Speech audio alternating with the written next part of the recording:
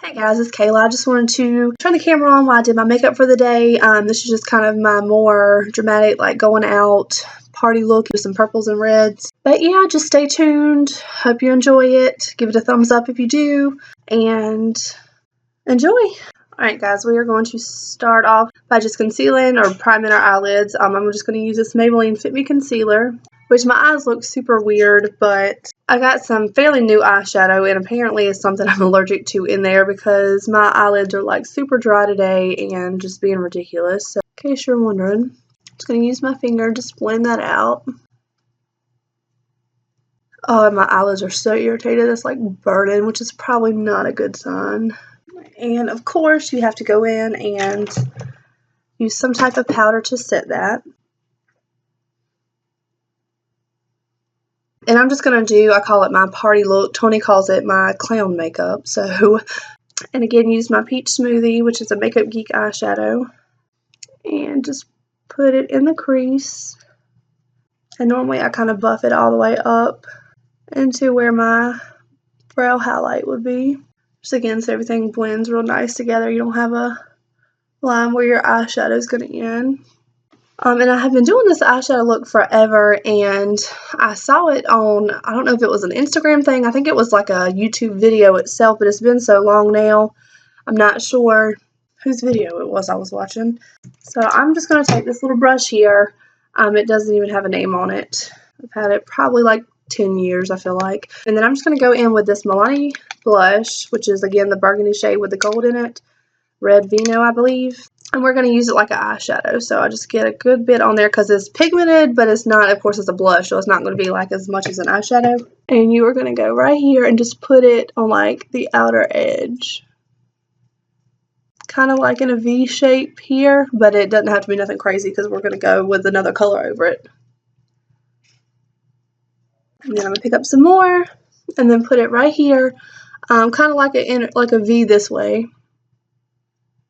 You don't want to go too crazy and get it everywhere. And then take a little bit more and just kind of run it just in the crease. You don't want to blow it out too high like you do your transition shade. Just keep it right there where the bend in your eye would be. Alright, once I get done with that, I'm just going to use this blending brush here. It just came in like an eyeshadow palette that I got. And start with the most color here and then slightly blend it up. But you want to go real light. You don't want to go too crazy, because this color is going to get really muted down when you put the other colors on anyway. So you want just a little bit of it to peep through the top.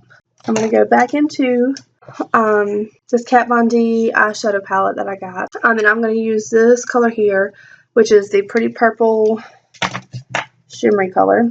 And you are going to put it right over what you just did, but try not to go, like, you want to leave a little bit of edge of the red.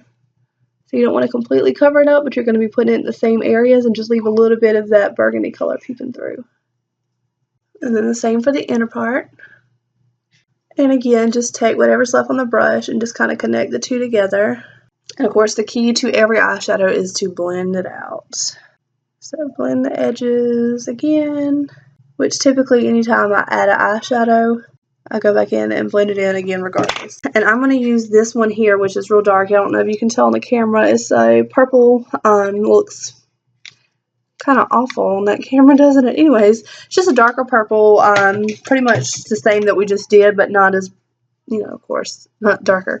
And for this, I'm just going to use a pencil brush, which is just a more precise brush than the ones that we've been using. So just put the tip of it. And then with this, you want to make a line. You want to go kind of how you would with your winged eyeliner. Put it right in the crease of your outer V, but you want it to be precise color this time. So just put just a little line right here, and then put it right here in the crease just to deepen that up. And then you can use this to just kind of move it around just to blend it, but you don't want to like blend it like we've been doing, just barely, so it doesn't look like you've got a straight line of eyeshadow. And then the same thing with the inner part here. You want to put it right where the crease would be and then just slightly blend it in.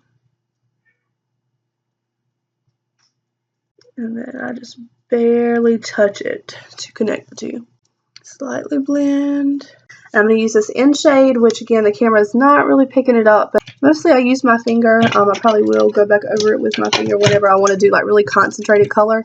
I just kind of pat it on instead of a brush. Will kind of like diffuse out how pretty it'll be. So And I'm going to take some of my primer water. You can just, some people use eye drops, Max Fix Plus, or just straight water. And then you just want to spray it on the brush just to get it wet. Pick a good bit of it up, and then I'm just going to put it right in the middle here. Just a little tip. I know a bunch of people don't like wetting the brush and then using it in their eyeshadow because some people say it'll mess up like the quality of the eyeshadow. So, and you of course don't want to do it on any matte shades because it's just going to like ruin it because it's not going to do anything. But these have like a shimmer in them, so it's okay. But like on a big pan like this, I'll always use just the top part for whenever I use it wet, and then that way I have the regular for here. So I don't really notice personally if it messes up your eyeshadows, but I always just try to make sure I use like a certain part of the eyeshadow if I'm going to use wet it ever, just so it doesn't like ruin my whole day the next time I go to use it and it's like crap. So, and then I'm just going to take the lighter purple shade we were using earlier and just barely tap the edges just to blend it in. Like always, my winged eyeliner, which I think the next look that I do, I'm going to do something different than winged eyeliner, but I just really love it. And my eyes are more hooded, but they're kind of like slightly go down, so I always do the wing to kind of like lift it up and balance it. So I know a bunch of people don't really care for winged eyeliner like that, but that's my personal reasons as to why I do it all the time. So the next one I think I might do something different just so y'all don't kill me, but today we're going to do the winged eyeliner. I always put down just a regular line coming from the bottom lashes upwards. You don't really want to go out like straight this way or anything crazy. You want to lift your eye up. So I always put my lines down first, and then I'll pick up a little bit more product, and like always I'm just using my Revlon Color Stay. And then you don't want to go to the very tip because you want to leave it pointed at the tip. So you want to come down maybe about right here and then just bring it back in.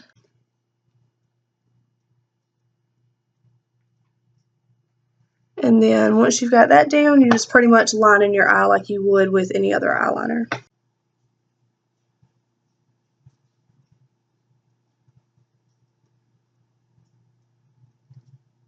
And then just connecting it to your wing. I'm going to try to make the rest of the face real quick since it's kind of the same thing every day, just depending on which different products you're going to use.